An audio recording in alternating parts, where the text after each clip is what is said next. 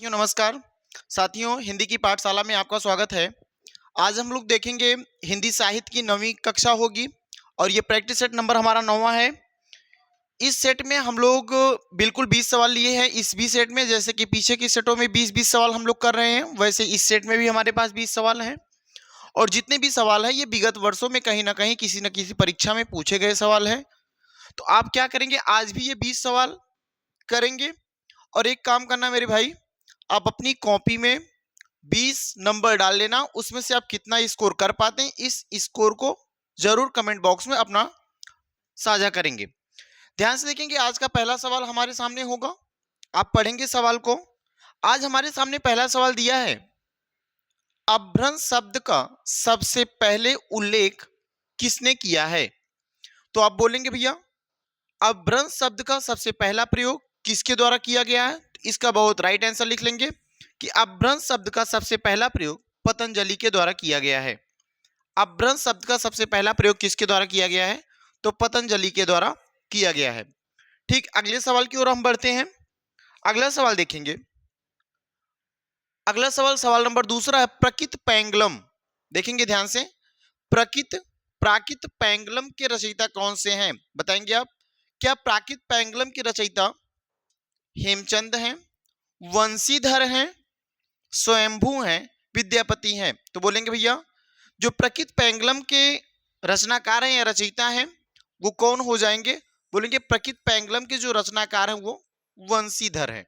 कौन भैया, स्वयंभू, सॉरी वंशीधर हैं। स्वयंभू को पहला कवि माना जाता है ना। विद्यापति इनकी है कीर्तिलता, कीर्ति पताका, पदावली, है ना। हेमचंद का हेमचंद शब्दानुशासन है। ये बिल्कुल आप याद रख सकते हैं। आगे देखें, ये सवाल भी कहां पूछा गया, दिल्ली केवीएस में पूछा गया है। ध्यान से देखो आगे, मुल्ला दाऊद की भाषा कौन सी है, या मुल्ला दाऊद की कौन सी भाषा है ना। पश्चिमी परंपरा से संपृक्त शैली में है, साहित्यिक अवधि है, पहाड़ी मिश्रित अवधि भाषा है, या बोलेंगे ठेठ अवधि है। तो इसमें याद रखना, मुल्ला दाऊद की जो भाषा है वो भाषा हमेशा कौन सी भाषा हुआ करती थी, ठेठ अवधि भाषा होती थी। तो आप बिल्कुल याद रख पाएंगे कि जो भैया मुल्ला दाऊद की भाषा है वो कौन सी भाषा है, ठेठ अवधि भाषा हो जाती है। अच्छा, एक चीज और याद रखना, जो प्रकृत पैंगलम है वो किसकी रचना हो सकती है। अच्छा, ये चीज बता देते हैं आपको कि जो ये हमारी प्रकृत पैंगलम है, देखो ये वंशीधर की है, ठीक है। एक चीज और याद रखना, इस प्रकृत पैंगलम के नाम से जो है इसे किसने संकलित किया था, तो याद रखना लक्ष्मीधर ने। संकलन कौन किए थे, तो लिख लेंगे संकलन इसका कौन किए भैया, लक्ष्मीधर किए हैं। कौन किए, लक्ष्मीधर किए हैं। इस बात को आप नोट कर लेंगे, लक्ष्मीधर ने किया है, ठीक ना। इसमें देखो, इसमें सांगधर और जंजल, बब्बर और भी इसके कुछ और कवियों को इसमें सम्मिलित किया गया। अगर हम आपसे बोले इसमें कौन कौन से, तो जंजल है ना, सांगधर या सारंगधर बोलते हैं उसी को, सांगधर, और एक बब्बर, एक कौन हो जाएंगे, बब्बर, और एक और याद रखना विद्याधर। इन सभी कवियों को भी इसमें क्या किया गया, सम्मिलित किया गया है, किसमें, प्रकृत पैंगलम में। हाँ, ये चीज क्लियर हो जाएगी, आप याद रख पाएंगे। मुल्ला दाऊद की भाषा कौन सी है, मुल्ला दाऊद की भाषा ठेठ अवधि हो जाएगी, ठीक है। अगले सवाल की ओर हम बढ़ते हैं। अच्छा, मुल्ला दाऊद किसकी रचना, ये बता दो एक बार। मुल्ला दाऊद है ना, इनकी रचना का नाम लिख लेंगे चंदायन। क्या हो जाएगा, चंदायन। मुल्ला दाऊद किस कौन सी रचना इनकी, तो बोलोगे भैया ये रचना हो जाएगी चंदायन, ठीक है। कौन सी रचना हो जाएगी, चंदायन हो जाएगी, ठीक ना। एक चीज और याद रखना, ये बिल्कुल ठीक है। आगे चलते हैं भैया, सवाल नंबर अगला देखेंगे कि अवहट में शिक्षा शब्द के लिए कौन सा रूप मिलता है। बहुत बढ़िया सवाल है कि अवहट में शिक्षा शब्द को क्या लिखते हैं, तो याद रखना अवहट में जो शिक्षा शब्द है, इस शिक्षा शब्द को शिक्षा लिखा जाता है। क्या लिखा जाता है, बोलोगे भाई शिक्षा शब्द को शिक्षा लिखा जाता है। याद रखेंगे इस भी बात को। तो ऑप्शन नंबर आपका यहाँ पे क्या हो जाएगा, ये सवाल पूछा गया था केवीएस में पूछा गया, केवी पीजीटी में पूछा गया था, है ना, 2015 का सवाल है। देखेंगे सवाल नंबर 5वां, जम्बू स्वामी राज के रचयिता बताइए कौन से हैं। जम्बू स्वामी राज, धर्मसूरी, शाली भद्रसूरी, हेमचंद सूरी, जिनदत्त सूरी। तो बताएंगे आप जम्बू स्वामी रास के रचयिता कौन से हो जाएंगे, बताइएगा। जो जम्बू स्वामी रास है इसके रचयिता जो हो जाएंगे कौन से हो जाएंगे, तो बोलोगे भैया जम्बू स्वामी रास के रचनाकार या रचयिता कौन से हैं, धर्मसूरी हैं, है ना। कौन से हो जाएंगे, धर्मसूरी हो जाएंगे। ठीक है, यहां तक क्लियर है ना, ये बात पूरी तरीके से क्लियर है यहां तक। आगे बढ़ चले हम, सवाल नंबर अगला देखते हैं। ये सवाल पढ़िएगा, हिंदी में प्रचलित 12 मासा का सबसे पहले किस कृति में मिलता है, या सबसे पहले प्रयोग कहां पे पाया जाता है हिंदी में 12 मासा का? क्या नेमचरयू में पाया जाता है, पौमचरयू में पाया जाता है, कि नेमीनाथ चौपई में पाया जाता है, कि हिंदी रासक में पाया जाता है? बताएंगे इसमें से नेमीचरयू, पौमचरयू, नेमीनाथ चौपई में, या फिर संदेश रासक में पाया जाता है? बताएंगे आप। तो 12 मासा का जो प्रयोग सबसे पहले किस में पाया जाता है ना, तो बोलेंगे भैया इसमें जो है, एक तो देखो नेमीनाथ चरयू दिया है, नेमीचरयू, और एक नेमीनाथ चौपई। याद रखना, जो 12 मासा का सर्वप्रथम प्रयोग पाया जाता है वो किसमें पाया जाता है भैया, तो बोलोगे जो 12 मासा का प्रयोग सबसे पहले पाया जाता है वो किसमें, नेमीनाथ चौपई में पाया जाता है ना, नेमीनाथ चौपई में पाया जाता है। ठीक है, आगे चलते हैं, सवाल नंबर अगला देखते हैं। सवाल नंबर अगला है स्वयंभूकृत पौमचरयू। ये याद रखना, पौमचरयू किसकी है, तो आप लिखा भी गया है कि पौमचरयू किसकी है, स्वयंभू की है। जो स्वयंभू की पौमचरयू है की कथा किसमें संबंध है, कहने का मतलब जो स्वयंभूकृत पौमचरयू की कथा है किससे संबंध रखती है?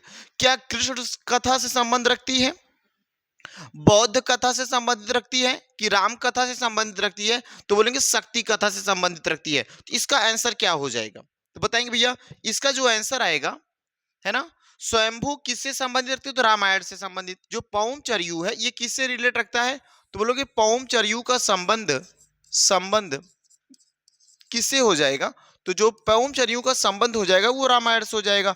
जब पौमचरयू का संबंध रामायण से है तो बोलोगे रामायण में किसकी कथा कही गई, तो राम की कथा कही गई है, तो यहाँ पे पौमचरयू किससे रिलेट कर जाएगा, तो बोलोगे राम कथा से हो जाएगा। तो यहाँ पे ऑप्शन नंबर कौन सा राइट हो जाएगा भैया, बी वाला ऑप्शन बिल्कुल राइट हो जाएगा।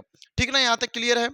अगर हम आपसे एक बात और बताएं, इसमें कितने मतलब इसमें जो पौमचरयू है इसमें लगभग 12,000 पद हैं। इसमें कितने पद हैं भैया, 12,000 पद हैं, ये भी याद रखना। और जैन मत देखो, इसमें एक चीज और याद रखना कि जैन मत में राम के लिए पदम शब्द का प्रयोग किया गया है। अगर हम याद रखें कि जैन मत के लिए, ये भी याद रखना, जैन मत के लिए राम शब्द, देखो राम के लिए, जैन मत के लिए राम के लिए कौन सा शब्द, पदम शब्द, है ना, पदम शब्द का प्रयोग किया गया है, पदम शब्द का प्रयोग किया गया है, पदम शब्द का प्रयोग किया गया है। ठीक है, ये चीज याद रख लेंगे। इसका कल एक बार और भी डिटेल क्वेश्चन इसके बगल हम इसके जो भी सोल्यूशन होंगे उसके सार होंगे उसको और भी डिटेल करके एक नई पीपीटी लगा के रखेंगे, है ना। चलो आगे चलते हैं, सवाल नंबर 8वां देखें, ढोला मारू रदूहा किस क्षेत्र का लोकप्रिय लोक भाषा काव्य संग्रह रहा है, बताइएगा। इसमें क्या महाराष्ट्र में ये बात कही गई है, राजस्थान की है, उत्तर प्रदेश की है ना, उत्तर प्रदेश की है, कि गुजरात की है, बताइएगा इसका। ढोला मारा, और एक चीज और याद रखना, इसके रचनाकार कौन, ये एक सवाल और याद रखेंगे, इसके रचनाकार कौन से हैं, तो याद रखें इसके रचनाकार कल्लोल हैं। कौन से हो जाएंगे भैया, इसके रचनाकार कल्लोल हैं, रचनाकार कौन है, कल्लोल हैं। लेकिन इस बात को आप बताएंगे जो ये रचना है वो कहाँ की लोक भाषा से रिलेट रखती है, तो बोलोगे सर यहाँ की जो लोक भाषा वो कौन सी लोक भाषा हो जाएगी, तो राजस्थान की लोक भाषा से रिलेटेड रखता है। ढोला मारू का दूहा या ढोला मारू रदूहा किसकी रचना है, कल्लोल की रचना है। कहाँ की लोक भाषा से संबंधित है, बोलोगे भैया राजस्थान की लोक भाषा से ये संबंधित है। ठीक है, आगे बढ़ चले, ये किस छंद में लिखा गया, दोहा छंद में रचित है। ये भी अगर लिखना चाहो तो आप लिख सकते हो, यह दोहा छंद में रचित है, यह दोहा छंद में रचित है, ये भी याद रखेंगे, दोहा छंद में रचित है, ये भी क्लियर हो जाएगा। और ये कब किया गया था, तो बोलोगे सर 11वीं शताब्दी में, किसमें भैया, 11वीं शताब्दी में। ठीक है, यहां तक आप समझ पाए होंगे। ये देखेंगे सवाल नंबर 9, अभ्रंश शब्द का प्रयोग सबसे पहले कहां देखने को मिलता है? बताइएगा, अभ्रंश शब्द का प्रयोग सबसे पहले कहां देखने को मिलता है? क्या सूरदास की रचना में मिलता है? सूरदास की रचना सूर सागर, सूर सारावली, साहित्य लहरी, है ना? क्या भरत मुनि की रचना में मिलता है? बताइएगा। राजा धारसेन द्वितीय के शिलालेख में मिलता है कि तुलसीदास की रचनाओं में मिलता है? और ये सवाल जो आया हुआ है केवीएस पीजीटी हिंदी 2017 में आया हुआ है ना? केवीएस पीजीटी 2017 में आया हुआ सवाल है। तो आप बताएंगे ये जो सवाल है इसमें क्या है भाई, है ना? अपभ्रंश का सबसे पहले कहां पे मिलता है? तो बोलेंगे ये जो सवाल का आंसर हो जाएगा कि अपभ्रंश शब्द का सबसे पहला प्रयोग देखो राजा धारसेन द्वितीय के शिलालेख में मिलता है। किसमें? राजा धारसेन द्वितीय के शिलालेख में मिलता है। इस ऑप्शन को आप बिल्कुल कैद करेंगे, है ना? कहां पे अपभ्रंश शब्द का सबसे पहले प्रयोग होता? तो राजा धारसेन के शिलालेख में मिलता है। ठीक है, आगे बढ़ते हैं, सवाल नंबर अगला देखते हैं हम। सवाल नंबर अगला है, नासिकोपख्यान किसकी रचना है? क्या सदल मिश्र की है, लल्लू लाल की है, शिव प्रसाद सितारे हिंद की है, कि मुंशी इंशाअल्लाह खां की है? तो बताइएगा। आप यहां से जवाब देंगे नासिकोपख्यानम किसकी रचना है? तो बोलेंगे ये जो नासिकोपख्यानम रचना है वो किसकी रचना हो जाएगी? तो आप बिल्कुल बड़े आसानी से बता सकते हैं कि ये रचना जो किसकी, सदल मिश्र की है। नासिकोपख्यानम किसकी रचना हो जाएगी? तो बोलोगे भैया नासिकोपख्यानम ये है सदल मिश्र की। अगर हम लल्लू लाल की बात करते हैं तो बोलोगे प्रेम सागर, है ना? ये इनकी रचना कौन सी हो जाएगी? बोलोगे भैया लल्लू लाल की जो रचना है वो कौन सी हो जाएगी? प्रेम सागर हो जाएगी। और शिव प्रसाद सितारे हिंद की अगर हम बात करें तो शिव प्रसाद सितारे हिंद क्या है? इतिहास तिमिर नाशक। कौन सा है? इतिहास तिमिर नाशक, ये याद रखेंगे, इतिहास तिमिर नाशक। इनकी एक रचना ये भी याद रखेंगे, इतिहास तिमिर नाशक। ये किसकी रचना हो जाएगी? तो बोलेंगे ये भैया शिव प्रसाद सितारे हिंद की रचना है। और इंशाअल्लाह खां की रचना याद रखना, क्या? रानी केतकी की कहानी हो जाएगा, ठीक ना? रानी केतकी की कहानी, इनमें लिखेंगे रानी केतकी की कहानी, रानी केतकी की कहानी।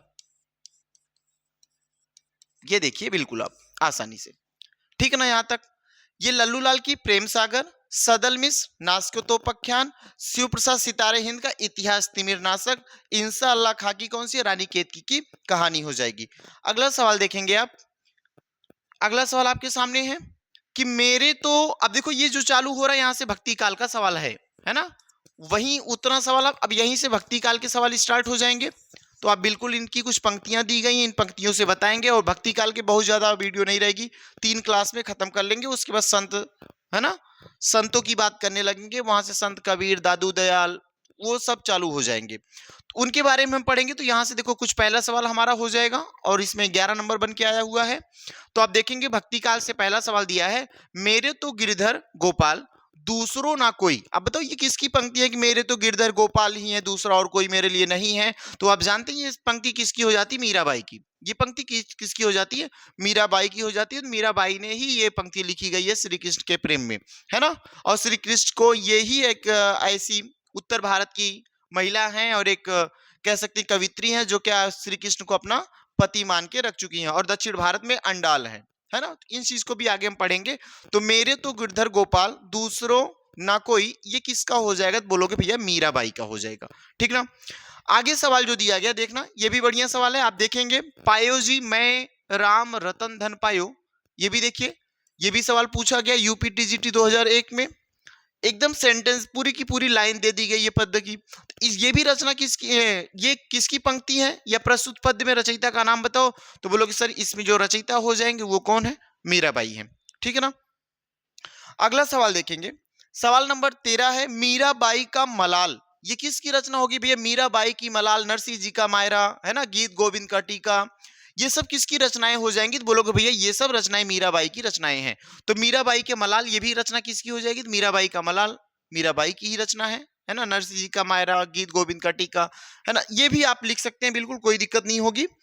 अगला सवाल देखेंगे, सवाल है गौड़ी, देखो गौड़ी संप्रदाय के संस्थापक कौन है? बताइएगा यहाँ पे, गौड़ी संप्रदाय के संस्थापक कौन हो जाएंगे? क्या हरि प्रसाद निरंजनी है, लाल दास हैं, हित हरिवंश हैं कि चैतन्य महाप्रभु हैं, तो बताएंगे ये गौड़ी संप्रदाय के कौन हो जाएंगे। तो यहाँ पे एक बात याद रखेंगे, जो गौड़ी संप्रदाय के संस्थापक हैं वो कौन से, चैतन्य महाप्रभु हैं। वो कौन से हैं भैया, चैतन्य महाप्रभु हैं। ये कब सवाल पूछा गया, बोलोगे यूजीसी नेट में पूछा गया, थर्ड पेपर में जून 2016 का सवाल है। अगर हम आपसे पूछते हैं, यहां से एक बात ध्यान देना, यहीं पे अगर आप पूछा जाए भाई, है ना, कि मीराबाई का जन्म कहां हुआ था, तो मीराबाई का जो जन्म हुआ था, मीराबाई का जन्म कहां हुआ था, तो बोलोगे ये राजस्थान में हुआ था, है ना। ये मीराबाई का जन्म कहां हुआ था, राजस्थान में हुआ था। और भी अभी सवाल आएगा। एक चीज और याद रखना मेरे भाई, यहां तक क्लियर है ना। एक राधा वल्लभ संप्रदाय, अगर हम आपसे बोले, एक पेज अच्छा नोट कर लेते हैं अभी, ठीक है। अब यहां एक सवाल यहां से बताओ, रुद्र संप्रदाय कौन सा है, बताइएगा। रुद्र संप्रदाय, और एक और लाइन लिखते हैं, राधा वल्लभ संप्रदाय, राधा वल्लभ संप्रदाय।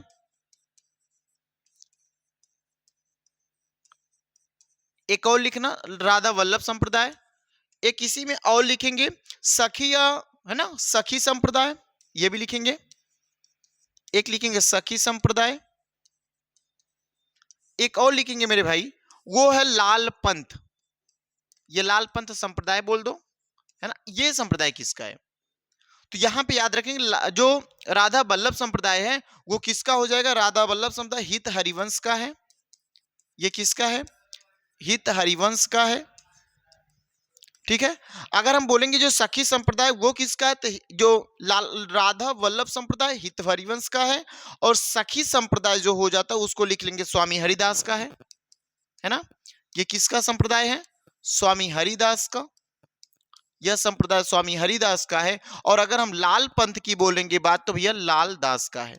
याद रखेंगे ये किसका संप्रदाय है, ये लाल दास का संप्रदाय है। लेकिन अगर हम बोले यहाँ पे रुद्र संप्रदाय किससे है ना, रुद्र संप्रदाय किससे है, तो याद रखना भैया रुद्र स्वामी से नहीं है, रुद्र संप्रदाय जो है वो किससे है, विष्णु स्वामी से है।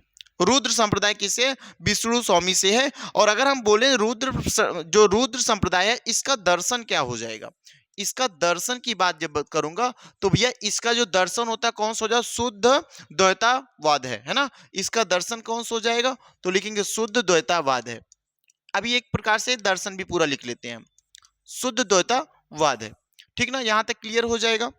एक और याद रखना भैया, चलें आगे, निम्बार्काचार का कौन सा हो जाता है, एक इसको भी लिख लो आप। लिख लेंगे यहाँ पे कि जो सनकादि संप्रदाय है, सनकादि संप्रदाय वो किससे, निम्बकाचार से है। यह याद रखना, सनकादि संप्रदाय, सनकादि संप्रदाय ये किससे रिलेट करता है, तो बोलोगे सर ये है निम्बार्काचार, किससे, किससे हो जाएगा, निम्बार्काचार्य से, ठीक ना। और इस निम्बार्काचार्य जो है इनके गुरु का नाम क्या, तो लिख लेंगे भैया इनके गुरु का नाम जो है नारद मुनि है। ये भी याद लिख सकते हो कि निम्बार्काचार्य इनके गुरु का नाम क्या हो जाएगा, नारद मुनि है। अगर हम इनके दर्शन की बात करेंगे, है ना, सनकादि के दर्शन की बात करेंगे, तो इसका दर्शन लिख लेंगे कौन सा, द्वैताद्वैतवाद है ना। इनके दर्शन की बात करेंगे हम, तो यहाँ पे लिखेंगे द्वैताद्वैतवाद है ना, द्वैता ऐसे लिखेंगे, द्वैताद्वैतवाद, इसमें कौन सा हो जाएगा, द्वैताद्वैतवाद है। क्लियर ना यहां तक सवाल, ठीक है। आगे देखते हैं, सवाल नंबर अगला है, मीराबाई के गुरु कौन थे, बताइएगा मीराबाई के गुरु का क्या नाम है। तो याद रखेंगे मीराबाई के जो गुरु हैं वो कौन है, भैया मीराबाई के गुरु कौन से, रैदास हैं, या रविदास भी बोलते हैं, रैदास या रविदास, इनके ये गुरु हैं, है ना, ठीक है। अब हम आप बोले मीराबाई के गुरु हो गए, मीराबाई का जन्म कब हुआ था, तो बोलोगे मीराबाई का जन्म 1516 ईस्वी में हुआ था। मीराबाई की मृत्यु कब हुई थी, मीराबाई की मृत्यु 1546 ईस्वी में हुई थी। लिख सकते हैं मीराबाई के बारे में, मीराबाई जो है इनके जन्म की बात करें, तो बोलोगे जन्म जो है 1516 ईस्वी में। अगर मैं इनके मृत्यु की बात करूं, तो बोलोगे सर मृत्यु जो हुआ है 1546 ईस्वी में, कितने ईस्वी में, 1546 ईस्वी में। इनके पिता का क्या नाम है, तो इनके पिता का नाम है रतन सिंह। इनके पिता का क्या नाम हो जाएगा, तो मीराबाई के पिता का नाम है रतन सिंह, है ना। और इनका विवाह हुआ था, इनका विवाह हुआ कब, यह चित्तौड़ के राजा, याद रखना इनका विवाह कहाँ हुआ, चित्तौड़ के राजा, चित्तौड़ के राजा राणा सांगा, है ना, राणा सांगा के ज्येष्ठ पुत्र, मतलब राणा सांगा के बड़े पुत्र कौन, भोजराज के साथ हुआ था। ज्येष्ठ पुत्र भोजराज, भोजराज के साथ हुआ, भोजराज से, है ना, भोजराज से हुआ। यहां लिख लेंगे आप, भोजराज से हुआ, ठीक ना। चित्तौड़ के राजा राणा सांगा के ज्येष्ठ पुत्र भोजराज से हुआ, किसका बोलोगे, मीराबाई का विवाह। जन्म कब हुआ, 1516 में। कहां पे हुआ, राजस्थान में। कहां पे हुआ जन्म, राजस्थान में हुआ जन्म, है ना। ये लिख लेंगे बिल्कुल आप, जन्म जो है, जन्म स्थान, जन्म स्थान हो जाएगा राजस्थान। यहां तक आप नोट कर लेंगे, जन्म स्थान कहां पे हो जाएगा, राजस्थान में हो जाएगा, ठीक ना। यहां तक चलो आगे देख लेते हैं। रसखान कवि का वास्तविक नाम क्या था, बिल्कुल देखेंगे आप। रसखान कवि का सैयद इब्राहिम था कि अब्दुल था, अली मोहम्मद था, नसीम खान था। तो बोलेंगे भैया रसखान साहब का वास्तविक नाम जो था वो नाम क्या था, बोलोगे सैयद इब्राहिम था, सैयद इब्राहिम था इनका वास्तविक नाम, ठीक है। इनका वास्तविक नाम क्या था, सैयद इब्राहिम था। अगला सवाल देखते हैं, सवाल नंबर अगला हमारा है 18 नंबर। रामानुजाचार्य ने किस दर्शन का प्रतिपादन किया, आप बताएंगे इस सवाल का जवाब कि रामानुजाचार्य ने किस दर्शन का प्रतिपादन किया। तो जो रामानुजाचार्य है वो किस दर्शन का प्रतिपादन किया, तो भैया बोलोगे विशिष्टाद्वैतवाद का। किस वाद का, विशिष्टाद्वैतवाद का प्रतिपादन किया।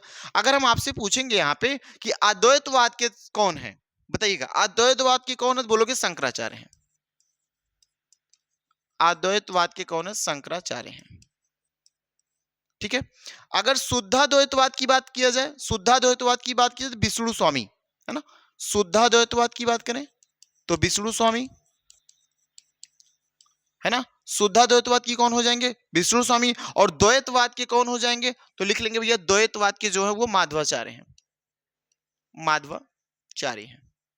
ये चीज याद रख लेंगे। शुद्धाद्वैतवाद के विष्णु स्वामी, द्वैतवाद के माधवाचार्य, अद्वैतवाद के शंकराचार्य, विशिष्टाद्वैतवाद के रामानुजाचार्य, ठीक है ना। निम्बार्काचार्य द्वैताद्वैतवाद के अभी लिखवाए हमने, निम्बार्काचार्य कहाँ के, द्वैताद्वैतवाद के हैं, ठीक है। आगे हम चलते हैं, आगे देखते हैं यहाँ पे कि मीराबाई की रचनाओं में किस भाषा की छौंक ज्यादा पाई। कहने मतलब मीराबाई की जो रचनाएं हैं उसमें सबसे ज्यादा कौन सी भाषा पाई जाती है, क्या हरियाणवी भाषा, मराठी भाषा, राजस्थानी भाषा, पंजाबी भाषा। तो आपको एक बात पता होना चाहिए कि जो मीराबाई का जन्म हुआ था वहां राजस्थान में हुआ था, तो वहां उनकी मातृभाषा राजस्थानी रही होगी, और राजस्थानी रही होगी तो इस वजह से सबसे ज्यादा वो भाषा कौन सी यूज करती हैं, राजस्थानी। और हाँ वो ब्रज भी आती हैं तो वहां से ब्रज का भी कुछ पान कर लेती हैं, ब्रज का भी कुछ, है ना, यूज करेंगी। तो यहाँ पे क्या करेंगे, मीराबाई की जो भाषा यहाँ से होगी तो वो बोलेंगे कौन सी हो जाएगी, पंजाबी होगी कि राजस्थानी होगी, तो बोलेंगे भैया राजस्थानी होगी। कौन सी हो जाएगी, तो राजस्थानी हो जाएगी, ठीक ना। यहां तक हो जाएगा। और कृष्ण भक्ति ये किस शाखा की कवि है, तो कृष्ण भक्ति शाखा की कवि है, ठीक है। सवाल नंबर अगला देखेंगे कि निरंजनी संप्रदाय के प्रवर्तक, ध्यान देना इस बात को, कि निरंजनी संप्रदाय के प्रवर्तक कवि कौन है। दादू दयाल हैं, हरिदास हैं, गरीबदास हैं, सुंदरदास हैं। सबसे पढ़े लिखे कोई संत हैं, तो कौन से, सबसे पढ़े लिखे यही है ना। सबसे पढ़े लिखे, सबसे पढ़े लिखे किसको मानते हैं भैया, सुंदरदास को मानते हैं। सबसे पढ़े लिखे कौन है, सुंदरदास के।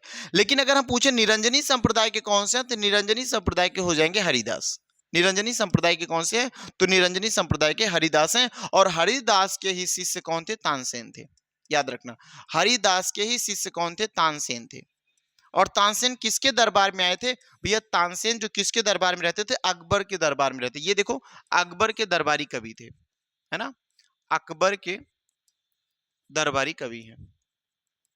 अकबर के दरबारी कवि कौन है, तो बोलेंगे अकबर के दरबारी कवि जो वो तानसेन है। तानसेन के गुरु का नाम क्या है, तानसेन के गुरु का नाम हरिदास है ना। और सुंदरदास कौन है, सबसे पढ़े लिखे कवि है। और निरंजनी संप्रदाय के संस्थापक कौन है, बोलोगे हरिदास है, ठीक है। ये सवाल बस आज इतना ही सवाल होगा भाई। अगली सवाल जो मिलेंगे अगली कक्षा में हमसे मिलेंगे, तब तक के लिए हम ये सवालों को एक बार, 2 बार, 3 बार देख लेंगे, आपको चीजें याद हो जाएंगी। 20 क्वेश्चन बहुत बड़ा क्वेश्चन नहीं होता। एक टारगेट रखिए मेरे भाई कि 20 सवाल डेली का डेली तैयार हो जाए। तो लगभग आज 9 क्लास हो गई, तो 9 और गुणे 20 कर दें, लगभग 180 सवाल क्या हमको तैयार हुआ। इस चीज को आप देखिए, अगर धीरे धीरे मेरे साथ आप 20-20 सवाल जुड़ करके करते चल रहे हैं, 20-20 सवाल तैयार करते चल रहे हैं, 20 सवाल हम डेली 2-3 बार रिपीट कर ले रहे हैं, नहीं लिख पा रहे हैं तो हम वीडियो को ही 3 बार देख करके हमारे साथ बोलते हुए आप चीजों को 2 बार 3 बार रिकॉल करिए, तो चीजें आपको धीरे धीरे याद हो जाएंगी। तो चलिए ठीक है, आज इतनी बड़ी क्लास रखेंगे। अगली क्लास अब जो 10वीं कक्षा होगी वो आपको अगले दिन मिलेगी। सभी को तब तक के लिए धन्यवाद।